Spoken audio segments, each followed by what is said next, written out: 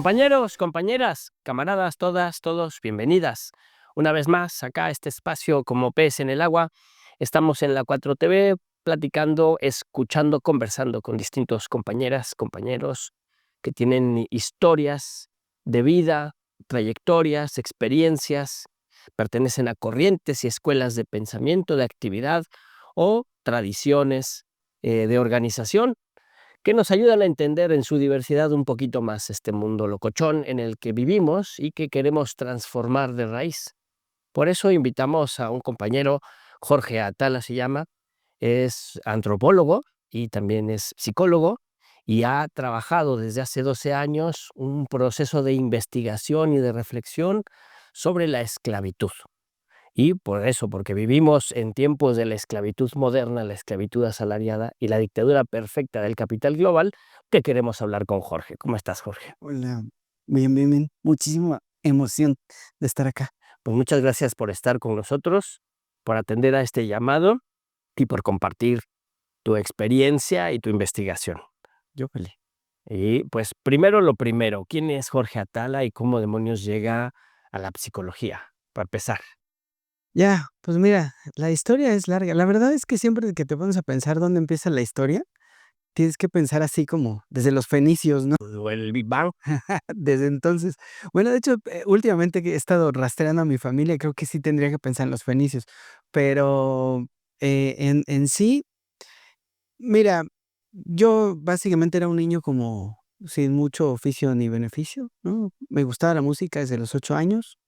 No me dejaron dedicarme a eso, ya sabes, te vas a morir de hambre. Ajá. Entonces, pues, estuve extraviado mucho tiempo hasta que, pues, una cosa llevó a la otra y estaba en una clase en la preparatoria y escuché que había un tal Sigmund Freud y que los sueños se interpretaban y que pues, la mente humana era una cosa que tenía como procesos, y dije: "Bueno, voy a estudiar psicología". ¿No? Además, estaban divorciando mis papás, entonces ya sabes, ¿no? Como todos los psicólogos, uno primero va a resolverse a uno y después ya dices: "Ah, voy a ayudar al prójimo". Entonces, por ahí empecé, y me daba mucha curiosidad porque me inquietaba de qué estamos hechos, ¿no? ¿Qué es lo que nos hace ser? Hoy podría decir qué es lo que nos hace ser diferentes de los animales, y después de tantos años puedo decir que cada vez lo entiendo menos, ¿no? Ándale. Cada vez entiendo menos qué es lo que marca la verdadera diferencia. Entonces, fue así que llegué a la psicología. Muy pronto me topé con el psicoanálisis y tardé algunos años en dejarlo, no volvería, pero era necesario pasar por allá. Y la pregunta siempre era la misma, ¿no? ¿De qué estamos hechos? ¿Qué nos hace ser quienes somos? ¿Por qué por qué pensamos, no? ¿Por qué sentimos? Y la psicología no responde, ¿no? No responde. Después de un tiempo te das cuenta que no responde, ¿no? Que es un asunto clínico terapéutico con una intención totalmente capitalista. No quiero hablar así tan radical, ¿no? Pero la realidad es esa, ¿no? La psicología tiene un encargo. Al que se desvíe, acomódalo, ¿no? Reajústalo para que produzca, para que funcione. Por eso esas palabras como resiliencia, ¿no? O autoestima me molestan tanto, ¿no? O esta idea de quién es el loco, quién es el esquizofrénico. Sí, o nada más quién es el disfuncional, ¿no? Quién es, porque hoy, pues ya, señalar al esquizofrénico ya es levecito, ¿no? Ahora hay que señalar al autista, al Asperger, al que tiene déficit de atención, a la depresión, ¿no? Hay que señalar a todos para que todos tengan una etiqueta individual que les justifique, eh, pues la existencia irresponsable, me parece, ¿no? Y la existencia frágil y débil.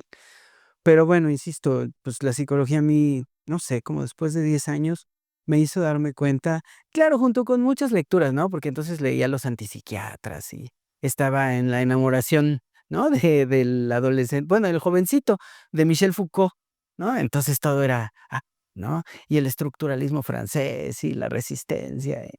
Y pues finalmente yo dije, no, pues esto es práctica, ¿no? O sea, realmente la investigación no da para mucho. Nuestras escuelas acá en México, la investigación la siguen haciendo con ratas, ¿no? O con condicionamiento. Entonces, fue que empecé a buscar otra línea. Me gusta mucho la historia. De hecho, he hecho, pues, algunos cursos. Tengo uno ahí en la UNAM, en Historia de México, que me gustó mucho, que había, y voy a hablar de ese señor otra vez, había un profesor, Enrique García Moisés, que ya murió y que creo que era un hombre genial. A mi modo de ver, creo que hasta priista, ¿no? Pero historiador, gran historiador, economista, y creo que muy poco valorado, ¿no? Y tiene historia, tiene muy buenos trabajos. De hecho, por ahí nos contaba que se robó por ahí no me acuerdo si en Zacatecas, algo de archivo y encontró escritos del escriba de Pancho Villa, Fíjate, y él los tiene. No, bueno, los tenía, tenía. alguien los tendrá. Quién sabe qué fue de él, pero los rescató de una caja enmohecida por ahí, le dieron una noche para llevarse lo que pudiera, ¿no? Un profesor genial y creo que se habla poco de él, pero es la segunda vez este año que digo su nombre, Enrique García Moisés. Tendría que hacer un seminario. Creo que merece más reconocimiento el señor. Pero bueno, y es que lo valioso de él, recuerdo, él sobrevivió a 68 adentro de un tinaco. Era estudiante. Era estudiante en ese tiempo. Él estuvo en toda esa en todo el movimiento, y ese día estuvo en un tinaco hasta el otro día. Luego lo metieron en un hotel entre las cobijas, y ahí se quedó. Luego se ensució, ¿no? Y dijo que era albañil porque estaban haciendo el metro. Entonces, así fue como Escapó. escapó esa noche y tiene, pues, tenía las historias que contaba, ¿no? Pero bueno, me interesó mucho la historia de México, pues, particularmente, ¿no? Pues, soy mexicano. Y en ese camino, pues, me seguía yo preguntando, la psicología no me daba más que práctica, y entonces fue que llegué a la antropología, ¿no? Como te platiqué hace rato, ¿no? Intenté cualquier cantidad de posgrados, y por ahí una casualidad hizo que entrara a antropología en la UNAM, en el Instituto de Investigaciones Antropológicas, y fue que hice la maestría. Y de ahí, así, ¿no? La literatura llueve, ¿no? Entonces, pues, por eso fue que llegué hasta eso. Intenté hacer bueno, he intentado hacer cualquier cantidad de doctorados acá, de todos me han rechazado. Hice un doctorado que no terminé y que no voy a terminar en Francia, en investigación psicoanalítica y en psicopatología. Mm, me parece realmente Bueno, irrelevante, ¿no? algunas experiencias te debió dar, ¿no? Sí, lo que conozco es muy buena gente. O sea, eso sí lo puedo decir, en el mundo creo que lo que más he encontrado son buenas personas. Cuando uno no ve las élites, cuando no es lo único que ves, y cuando no eres turista, porque el problema del turismo es que el turismo siempre está en un mundo que no es el mundo, ¿no? Cuando no eres turista, pues, sin dinero, porque, O sea, pues eres migrante. sí. Hice una estancia, cuando estaba haciendo la maestría, hice una estancia en París. Creo que ese es de los momentos que más me han abierto los ojos, porque, pues, uno no lo busca, ¿no? Ya sabes, vas con el sueño europeo y todo, y yo terminé teniendo un grupo de amigos latinoamericanos muy cercano, muy profundo, y, pues, nos reuníamos, ¿no? Eran noches larguísimas, larguísimas de platicar. Y todo mundo, pues, todo mundo amaba su país, ¿no? Y todo el mundo decía: "Yo no quiero ser inmigrante eterno, nada más que tengo que poder hacer algo para poder llegar a mi país, y en mi país acomodarme para hacer algo", ¿no? Sí, pero justo básicamente es como echarse títulos encima, ¿no? Porque la verdad sí es cierto, la maestría en la UNAM, la estancia en Francia, y que ahí hice como esto de como fui aceptado como investigador asociado en un instituto de psiquiatría transcultural, que digo, todo mundo es aceptado, ¿no? Suena muy rimbombante. Sí, Sí. sí, justo, pero la verdad es que tenía chance de meterme y participar, ¿no?, en las cosas. Em, el doctorado allá, ¿no?, aún inconcluso, ¿cómo te compran entrada a muchos lados? Y lo voy a decir con mucha pena, pero hace poco también me di cuenta que el apellido, También, claro. sí, el apellido te compra mucho. Entonces, de alguna manera, eso es lo que me ha permitido tener trabajo, tener un ingreso decente y poder costear lo que realmente hago, que es investigación sobre esclavitud. Pero además de eso, sí fuiste músico. Sí, Sí tuviste tu época de tocar. sí, no te conté, pero nosotros somos los que inauguramos el surf acá en México, en el Alicia. Nuestra banda se llamaba Berenice. Berenice. En ese tiempo tocaba Los de Acapulco, Sí, sí, sí. magníficos. Me acuerdo de los Nosotros tocábamos en el primer acoplado de surf que hay de la Alicia, el Surfmex, ese tiene 3 rolas de nosotros. Sí. Sí, sí lo hice, o sea, ¿Siguen tocando? lo que pasa es que mi amigo empezó a hacer cine y ya se fue a vivir el mundo de la película. Entonces, ya tiene años que no hablamos. Mi hermano, que él tocaba la batería, también hizo su vida, se casó y todo.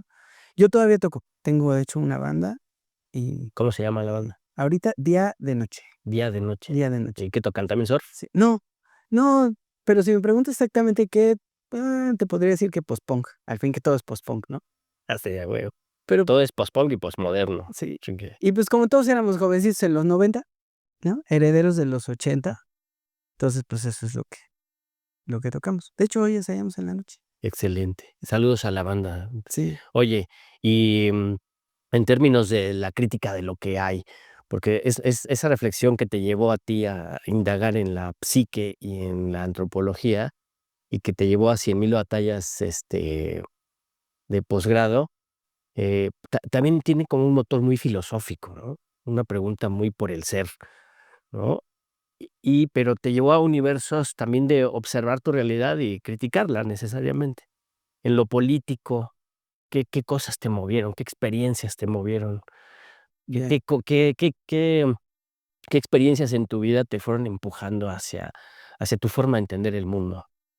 Mira, si no tuviera esta maldita tesis que llevo 10 años haciendo y que yo creo que todavía le falta otro rato, eh, estaría escribiendo una novela. La empecé, tengo una novela que lo que quiero es contar un poco mi historia relativa a la música desde chiquito, desde la primera vez que quise tocar un instrumento a los 8 años hasta, pues, hasta ahora, ¿no? Que sigo tocando y que, pues, ya veo morir a los que eran mis héroes, ¿no? A los que me gustaban, ¿no? Tengo una historia súper linda con Rita Guerrero, ¿no? Que alguna vez les abrimos en Rockstock Sí. y Rita se había peleado con, oye, creo que es Pato, el que era como que medio su novio, y no sé. Me dijo que si le daba un aventón en su casa, ¿no? Yo estaba chiquito, Rita Guerrero se subió a mi carro y se sentó, y como traíamos todos los instrumentos, nada más era Rita y yo, ¿no? Yo estaba en la ilusión así máxima. Sueño hecho realidad. Era Rita Guerrero en mi coche, ¿no? Y de repente llegó este güey, se metió, le dijo: "Ya paré un taxi, ya vámonos". Y "¿Me va a llevar?". "No, ya no paré, bájate". No, y ya se fue. Y esa es mi historia con Rita Guerrero. Pero bueno, también En exclusiva para la 4TV. para a 4TV. Alguna vez la escribí cuando murió Rita Guerrero la escribí, y justo, pues ella nunca se va a acordar ni tantito del momento. También, pues, murió David Bowie, ¿no? Un grande para mí, y pues, bueno, mi relación con Pink Floyd. Entonces, bueno, desde chiquito yo trato de escribir esa historia, pero cuando la estaba escribiendo, me di cuenta de la novela, me di cuenta de lo mucho que me había pegado a mí la política, sin darme cuenta, Ujú. porque, pues, mi familia no es política, o sea, si algo puedo decir, digo, actualmente mi madre sí, ¿no? Tiene su pejito de peluche, ¿no? Mis 2 abuelos maternos tuvieron desde las primeras pensiones que hubo para adultos mayores. Entonces, digamos que mi familia materna se hizo súper propeje porque, pues, por afiliación identitaria, ¿no? O sea, como, pues, esto es pueblo, ¿no? Pero el lado paterno siempre fueron priistas. Mi abuelo tuvo así su gran imperio en Coacalco, ¿no? Beneficiarios del régimen S y parte del régimen. Sí, es que mi familia paterna son libaneses y son buenos para el business, ¿no? Entonces, pues, negocios, propiedades y rentas. Entonces, pues, allá PRI, PRI, PRI, PRI, no, todavía mis tías de aquel lado son, pues, anti 4T, o sea, no, ni siquiera es como tantito, es así como fuchi, ¿no?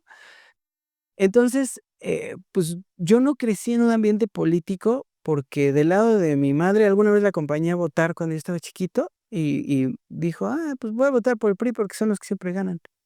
Y me acuerdo haber visto que tachaba todas las boletas con el PRI, y luego ya empezó a llenarle ahí, le gustaba la lucha libre. Ajá, entonces le puso ahí Atlantis y cosas así. Y yo pensaba, pues, pero si hay 2 cosas que me marcan a mí mucho, es, el mundial de 86, por las multitudes de gente, ¿no? La cantidad de gente que yo veía unida por algo, ¿no? Que me acuerdo que cuando perdió la selección contra Alemania, yo veía así una desazón social, así como si hubiéramos perdido la guerra, ¿no? Totalmente la gente así apagada, pero a mí eso me atrapaba mucho, la multitud junta para algo. Y yo estaba chiquito, en ese tiempo yo tenía 11. No es cierto, 9. En 86 yo tenía 9. Y luego en 88 el fraude, que mi familia se burlaba, o sea, era como que todo el mundo sabía que había habido fraude y era como, ja, ja, ja, qué chistoso, ¿no? Como, ya sabes, no sé si se puedan decir groserías, eh, pero así como, como se los chingaron, ¿no? Sí, sí. Ya, o sea, como, entonces yo veía eso con terror, la verdad, yo estaba chiquito, ahí sí yo tenía 11 años, pero yo sí veía eso con terror, o sea, que pudiera haber una revuelta, una revolución, que hubiera un fraude, que hubiera es que tengo imágenes como medio borradas, pero sí ubico como campesinos, como ubico a Cuauhtémoc, tengo muy muy muy grabada la cara de Cuauhtémoc Cárdenas, como en el, pues, hay que hacer algo, ¿no? Me acuerdo que en ese tiempo se murió Cloutier, Sí. ¿no? Que era, pues, del lado del PAN, que incluso le hizo un campamento, ¿no? Ujú. Y por ahí creo que fue un viaje que hizo al norte y que se mató Chocó. en una carretera, ¿no? Y yo recuerdo que lo decían como con mucho cinismo, ¿no? Como que, pues ya lo mataron, ¿no? Pero era lo mismo, ¿no? Sí. Para que deje de andar chingando, ¿no? Para que deje de andar estorbando. Entonces, a mí todo eso me aterraba. Yo cuando era niño, o sea, me aterraba no porque tuviera miedo por mí, sino me parecía aterrador que los grandes Exacto. no lo tomaran En serio. en serio. Y de verdad pues yo sí lo pensaba mucho, pero pues me quedaba callado porque de verdad no podía hablar, o sea, no era algo que pudiera hablar realmente con alguien, ¿no? O sea, no podía preguntar, ¿qué es un fraude, no? ¿Qué es esto? Todo me lo tenía que construir yo solito en la cabeza, Sí. pero me quedé, ¿no? Me quedé ahí pegado. Cuando Cuauhtémoc fue gobernador, entonces era, ¿no? De aquí, Primer jefe de gobierno. sí, del Distrito Federal. Yo sí sentí un cambio muy radical porque estábamos chicos, estábamos Sí. adolescentes, sí. Teníamos ya 20 años o andábamos por ahí. Y me acuerdo que antes nos iba muy mal con la policía, todo el tiempo nos paraban en la calle, nos bolseaban. Ya sabes, A los jóvenes greñudos, rockeros, sí, ya sabes, las fachosos, bototas, botas que luego te quitaban, ¿no? Si les gustaba. fachoso sospechoso. Así era, de verdad, de verdad. Me acuerdo mucho una vez, pues, de los residuos de cuando mi familia tuvo como su periodo de abundancia, teníamos una Subame. Todavía tenían la alarma que le metías una llavecita enfrente, ¿no? Entonces, me acuerdo que me habían mandado al teatro de la prepa y habíamos salido del teatro, estaba con mi amigo, los 2, él tenía el cabello largo, yo todavía no, pero, pues, andábamos de negro y las bototes. Entonces, me acuerdo que estaba quitando la La alarma. la alarma, y fue aquí en La Juárez, de hecho, el teatro, y se acerca una señora, ya sabes, la tía panista, ¿no? A decirnos, En ese momento era priista. sí, sí, decimos. No, ya eran de esos panistas que ya iban creciendo. Ya iban hacia el PRIAN Sí. corriendo, sí.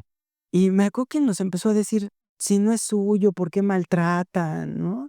¿Por qué se portan así? Y yo le digo: "Señor, es mi carro".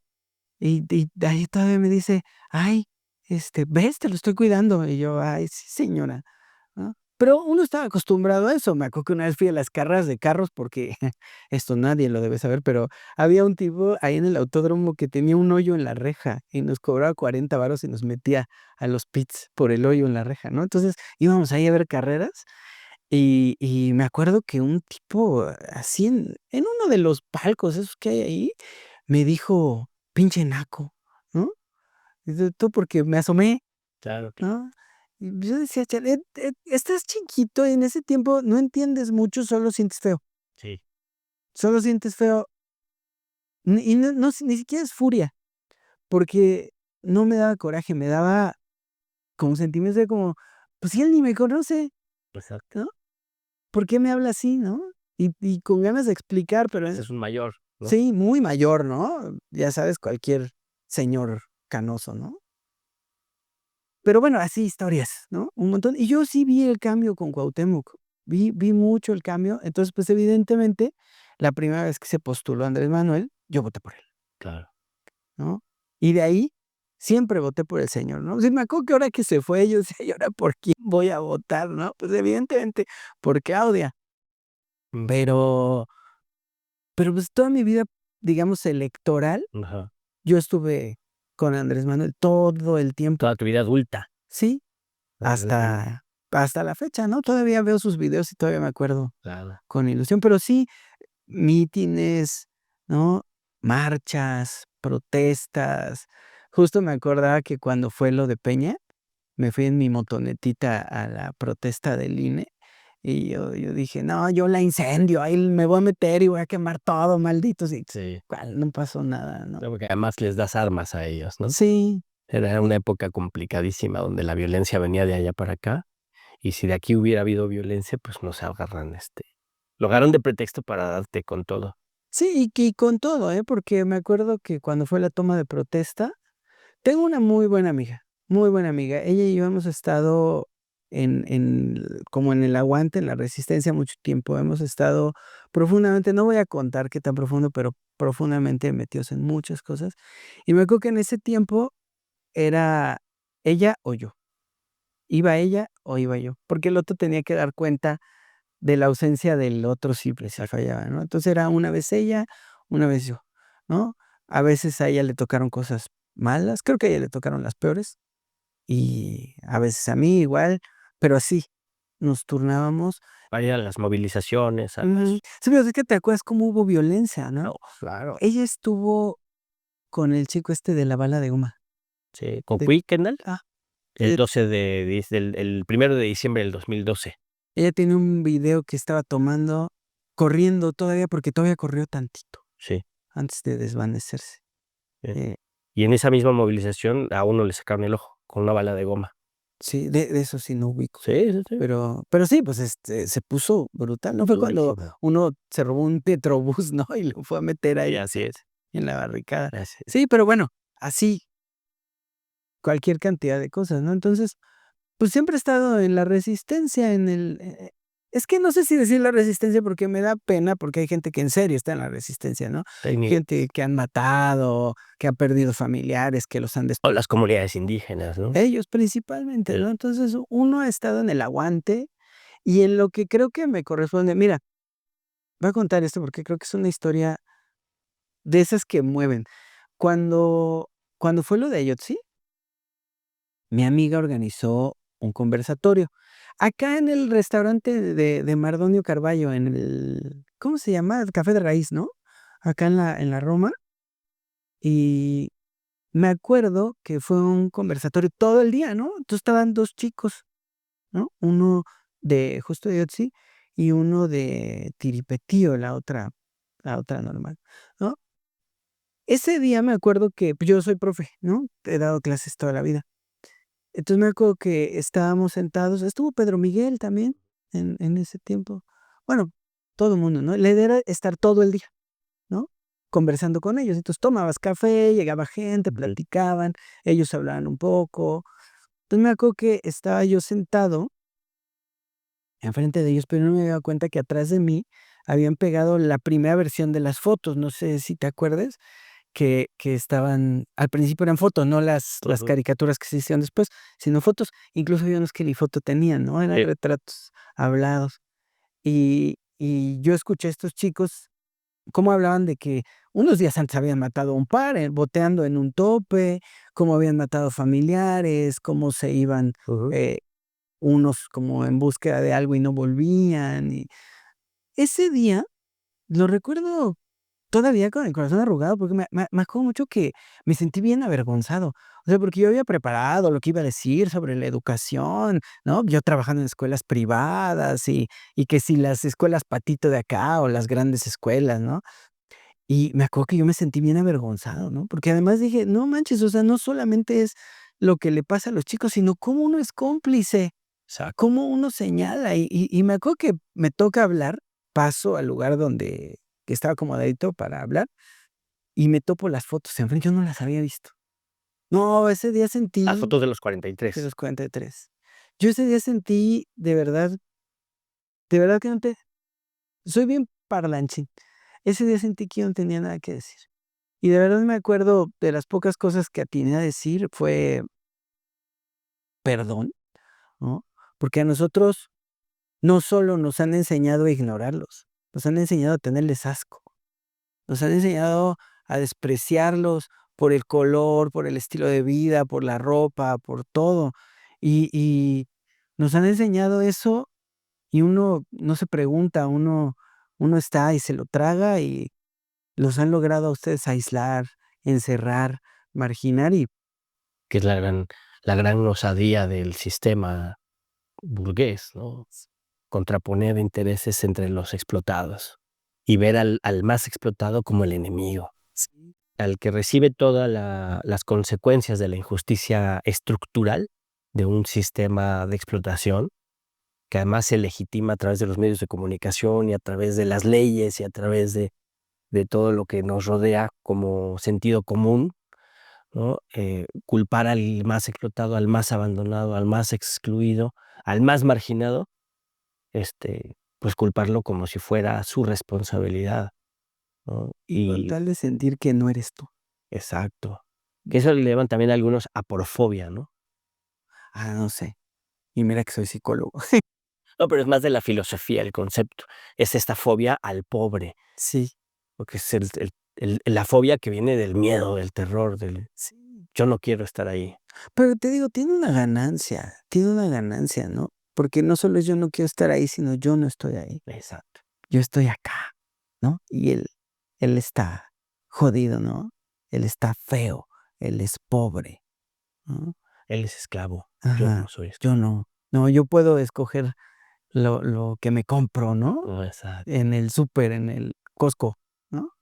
Porque tengo tarjeta del Costco. Entonces, es así, pero de verdad creo que lo peor que vi ese día fue el silencio del que uno es cómplice, porque uno no es tonto, siempre sabes, pero es conveniente porque no estás ahí, ¿no? Dices: ¿no? No me toca a mí. Ajá, Oye, y eso aplica para redondear esta parte, ¿no? Eso aplica para nuestro vecino, ¿no? Que le pasa una desgracia y nosotros lo vemos con indiferencia. Aplica con las comunidades indígenas, con los pueblos en resistencia y aplica con pueblos de otras latitudes del planeta, ¿no? mm. Gaza, por ejemplo, ¿qué tan lejos está Gaza y qué tan cerca está? Es que está lejos porque está lejos en kilómetros, pero cuando no haya un Gazatí, luego habrá iraníes y luego seremos nosotros, porque es así, ese monstruo es así, el monstruo capitalista es así. No estoy seguro si seguirlo pensando como monstruo capitalista. Hay un monstruo el capitalismo es la forma de un monstruo apropiativo. Lo voy a decir así nomás, pero eso llevaría muchísimo tiempo hablarlo, pero es de lo que va mi trabajo actual y de lo que doy justo un seminario, por si alguien lo quiere ver en YouTube, ¿no? Em, creo que estoy haciendo estudios sobre un pueblo supuesto que se llama indoeuropeo, ¿no? Que se supone que es de donde se desprenden todos los de la región. Hasta donde voy después de año y medio, no hay un pueblo indoeuropeo, pero hay ciertas circunstancias específicas que generan que diferentes pueblos se junten y como que aporten algunas características de Indoeuropeas. sí, que es que se van a hacer indoeuropeos, pero es como de adaptación. O sea, son básicamente las primeras culturas y se van juntando y se van adaptando. Y creo que hay una cosa rara entre la agricultura que nos parece como la cumbre, ¿no?, de la humanidad, y el pastoreo, que en algunos pueblos generó, lo voy a decir así tal cual, la agricultura del animal, Ujú. porque los primeros pueblos que veo que hacen agricultura se agotan rápido, porque joden mucha tierra. Cuando se juntan otros, ya no alcanza. Entonces, entre ellos se pelean para quedarse la tierra o para ocupar la tierra de otros. Los primeros pueblos pastores no son ganaderos. O sea, lo que medio le atinan es como acercar a los animales, principalmente al caballo, ¿no? Y que al que se comen y luego montan. Pero esos van, viajan y recogen y se comen las cosas. Pero en algún punto se juntan con los ganaderos, digo, con los agricultores, y entonces hace la ganadería, que ahora lo estoy pensando así, la agricultura de animales es la ganadería, y entonces empieza la explotación animal, que luego se vuelve explotación humana, que ahí viene el inicio de la esclavitud forzada, que no es la esclavitud de nuestro tiempo. La esclavitud de nuestro tiempo es la esclavitud intelectual, espiritual, o sea, es la esclavitud gobernada. Los gobiernos nacen como la primera forma de esclavitud eficaz, porque si tú encadenas a uno, se va a rebelar, ¿no? Ve los yaquis, su resistencia radica en eso, en que los mandaron a la fregada, los dispersaron por el país, les quitaron tierras y todo, pero ellos, como siguen, ¿no? Y alguna vez, en una de las postulaciones para el doctorado en historia, me dieron un textito donde leí, era como un parte de, como no sé si de guerra, un proyecto de un militar para, pues, desbaratar al pueblo yaqui, ¿no? Y justo él proponía eso, ¿no? Mandarlos lejos, quitarles la comida de la tierra y sembrar algodón, poner a los niños en las escuelas, a los hombres a trabajar en un lugar lejos y alrededor de ellos ponerle vicio, ¿no? Mujeres, apuestas y todo, alcohol principalmente, y a las mujeres ponerlas a hacer cosas de hogar, ¿no? Para desbaratar a la familia. Y él dice, porque los niños yaquis maman el odio por los blancos. Así tal cual lo dice, maman el odio por los blancos. Creo que Paco Ignacio en el libro este de Yaqui tiene un comentario sobre eso. Pero bueno, el tema es que esa gente resiste porque mantienen la ideología, mantienen el pensamiento. Platón en la República lo entiende perfecto. Él dice: "Hay que quitarles todo eso y hay que educarles el alma para que nunca se quieran rebelar, sino que más bien se identifiquen con la gubernamentalidad". Pero no cualquiera puede gobernar, Exacto, solo el filósofo. la sí, claro. Y justo ahí dice: "Toda ciudad debe ser una escuela totalmente", ¿no? Y después si lo piensas y dices: "Pues me tengo que formar 5 horas para pedir una incapacidad en el seguro, con un montón de gente que está igual, ¿no? Y enfermos y todo". Claro, pues te van destruyendo, ¿no? Te van destruyendo el ánimo, el espíritu. Entonces, evidentemente, esa es la esclavitud, ¿no?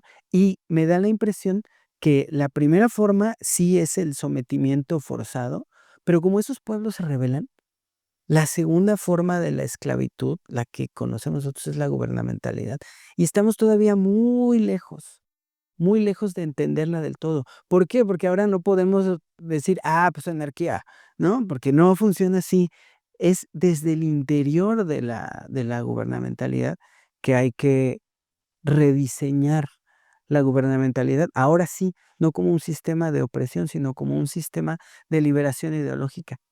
Voy a ser honesto, no es por quedar bien ni nada, pero creo que ese proyecto sí lo tiene, no sé si toda, pero una buena parte de la 4T.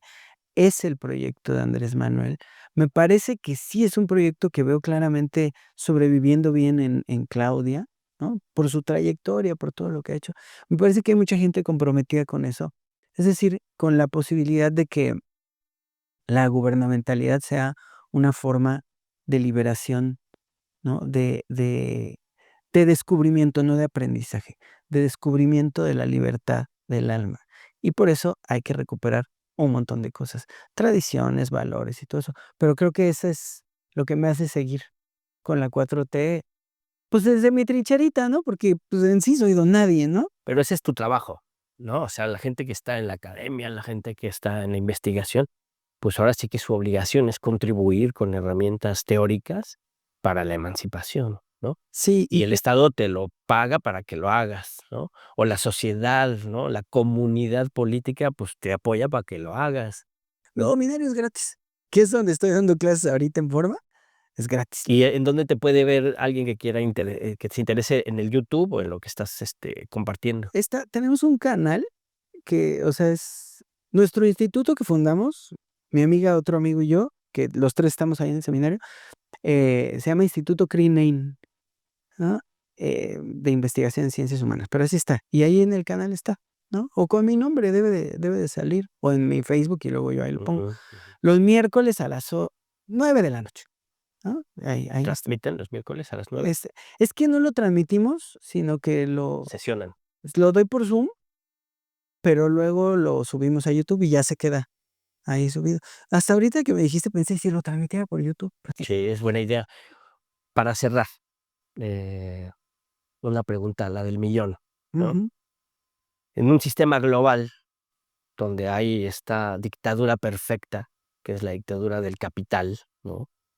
Como expresión de algo mucho más oscuro, que se le puede llamar esclavitud, ¿no?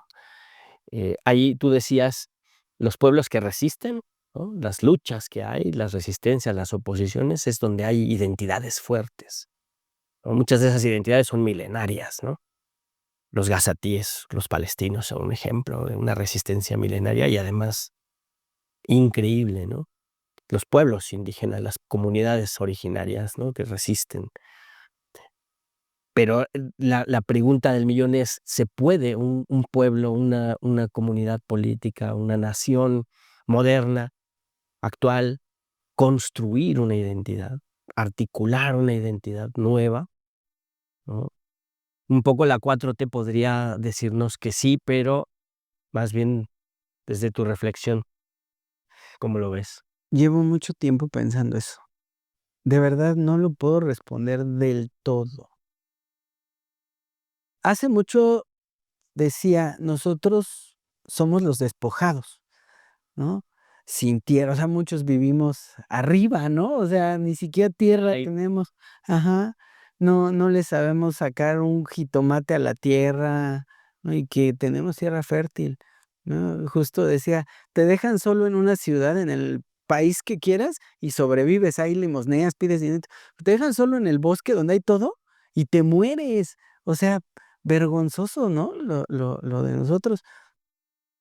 Perdón. Y entonces siempre he pensado, nosotros que no tenemos tradición, que hemos sido despojados de todo, que justo somos los despojados, podemos mucho tiempo dije: "No estoy seguro, creo que no". Creo que lo que nos toca a nosotros, a nuestra generación, es ser memoria del despojo. O sea, es hacer que no se olviden los que vienen del despojo. Creo que es nuestra obligación. Creo, de verdad, que el hecho de que la Ciudad de México esté repartida entre partidos es un error de nosotros, los que educamos, papás, profesores y todo, porque es un error no contarles cómo vivíamos, no contarles a los morritos que vienen cómo era el centro, no podías ir, o escogías si te ponías unos tenis o ibas con reloj, o cómo te vestías para ir al centro. La Roma y la Condesa no eran lo que son ahora. Yo crecí ahí en la Roma por mi abuelo y no era igual, o sea, en la Roma te asaltaban. Aquí la Juárez, yo di clases acá en el año 2000 y lo mismo, ¿no? O sea, varias veces me asaltaron, ¿no? Aquí alrededor, pero aquí es Lucerna la calle. Entonces, em, yo dije: "No, nuestra chamba es funcionar como memoria", o sea, Andrés Manuel no es una persona que pasó y vamos a hablar de él, es un movimiento que viene de mucho tiempo, de antes incluso de Cuauhtémoc, ¿no? Y nuestro trabajo es ser memoria y recordar, de verdad es que no tenemos otra. Ser memoria y recordar, eso ya es un trabajo bien complicado. O sea, ya si nosotros pensamos podemos tener identidad o esa libertad existencial en algún momento, estamos pensando en nosotros, y ese es el problema. Si pensamos en nosotros, no funciona. Vivimos muy poco tiempo como para construir y habitar. No podemos construir y habitar. Creo que ya hubo los que aplanaron el terreno, entre ellos Andrés Manuel, pero hay mucha lucha detrás de él. Aplanaron el terreno y a nosotros nos toca construir como memoria. Construir conciencia, construir recuerdos. Por eso valoro mucho estas cosas que hacen ustedes, porque llegan, o sea, la gente lo ve y no importa, con que haya un adolescentito, un niño, un joven. Yo de niño tenía conciencia, considero que cualquier niño la puede tener, Claro. y con que pase, con que haya eso, es bien valioso, porque es suficiente con que nosotros seamos construcción como memoria, para que eventualmente haya quien habite con orgullo lo que nosotros hacemos y lo que los que hicieron antes al aplanar terreno hicieron, ¿no? Porque entonces los niños de ahora van a poder estar con orgullo, que el orgullo es la forma primaria de identidad, ¿no? No es como, yo soy el mejor, sino como, esta es mi raíz, esta es mi tierra, este es lo que soy.